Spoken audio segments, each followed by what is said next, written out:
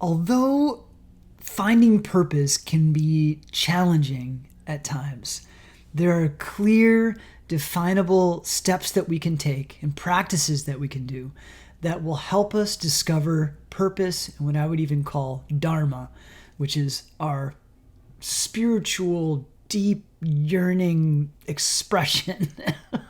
You won't find that in the Bhagavad Gita or any other spiritual text. So it's a little modern and probably too casual, but I think you get what I mean. A deeper purpose, something that pulls us forward into our lives and that has us feel very fulfilled in what we're doing. All right, so let's get started. There are 4 steps to this that I'm going to outline for you today.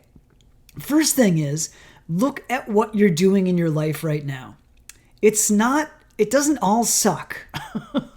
If you're looking for purpose, you're probably unfulfilled in one or many aspects of your lives.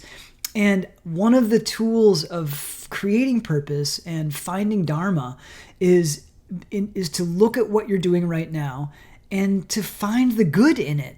You know, one teacher talks about harvesting the good in any situation. And I think that's a beautiful way of expressing training our mind to be appreciative and grateful for certain aspects of our life. In fact, if you really want to take this to the next level and I would say accelerate your ability to find purpose and dharma inside of what you're already doing, find how everything that happens to you and everything that you create and everything that you experience is something that is helpful. It's a stretch for most people, and most of us, including myself, I could probably do it today, but I would not have been able to do it years ago when I was even deep in this work of discovering purpose and finding dharma in my life and expressing it. So practice, the first thing is look at what you're already doing. It probably serves you on some level, and in fact, there's probably certain aspects to what you're up to right now that you enjoy. So take a close look at what you're up to in your life, different roles that you have and different commitments that you've made, and look and harvest the good inside of those. Look at each of those responsibilities and also see how they serve you and how they support you more than just money.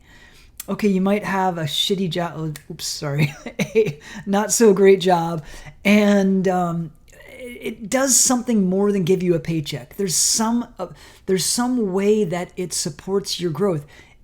One way, it just might be so bad that it's motivating you to do something different, right? It creates a burning desire, sometimes we call that. So look first at what you're doing and harvest the good in what you're doing. It'll help you create a certain mindset such that when you actually find something that's more enjoyable, you're not just looking for the bad, or we find ourselves complaining about it again and again. So we start to shift the inside of the people that we are because our personality is malleable. We can create ourselves to be any way that we want to be, and I am a living example of that. I used to be kind of an arrogant D-bag, all right? And I would say still that I can get into arrogance sometimes, but gosh, I am devoted to becoming less and less arrogant, and I would say more confident and more humble every day.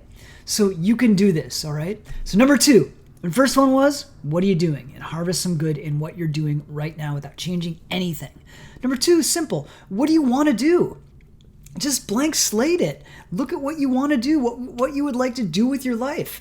I mean, there are so many possibilities right now post-COVID around being able to work on the road if you want to travel and be on vacation all the time. I've seen thousands of people say how to get paid and travel the world. Like, you can do that, right? It'll be developing a certain skill set, but you could do that. What do you want to do? Do you want to stay at home and just be with your kids? Fantastic. There are probably 1,000 ways that you can stay at home, work a few hours a day, create some income, and make it happen. So the first thing is really figuring out what you want to do with your time and with your life. And if you do that, then purpose is just going to be a natural expression for you because you're going to be doing what you want, which is one way of defining purpose, right? Now, here's the thing about purpose. I've never seen someone feel fulfilled in expressing and engaging in their purpose and not serving people. It's probably possible, but I have not seen it yet in my 20 plus years of working with people closely. So find a way that you can serve others inside of what you want to do. And like in my example of educating a family or raising a family or being there for the family at home, fantastic. And there's millions of ways to serve people out there. And I do think that's a key to feeling fulfilled, is serving others. So look at what you want to do. Number 2. Number 3, be grateful for what you're doing. Find the value in what you're doing. So this is similar to number 1, look at what you're doing. But in this one, number 3, be grateful and just practice gratitude every day for what you're doing.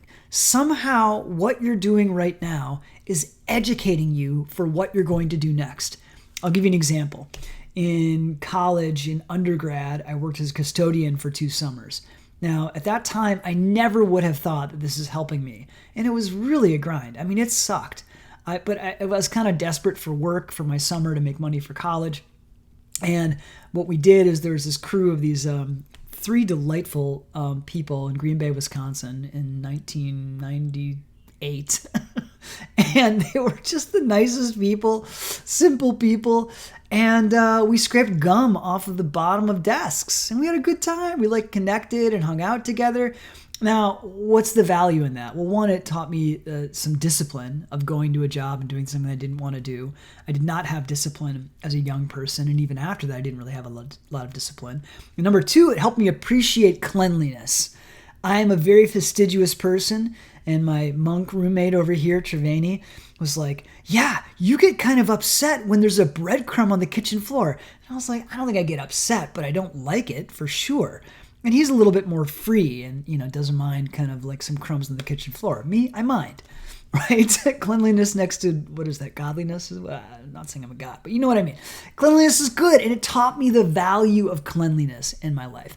I could look at every position or career or job that I've had in my life, and I can absolutely see how it has helped me become the person that I am now. And I'm pretty satisfied with the person that I am now because I'm focused on becoming better and better inside and outside and producing more results outside, right? So number 3, find value in what you're doing now. And if you can, look back on the recent history and find value in that and be grateful for that, for how it has developed you to become the person that you are. This is a key aspect to finding purpose because it starts to create the mindset of how you can create purpose regardless of the external circumstance.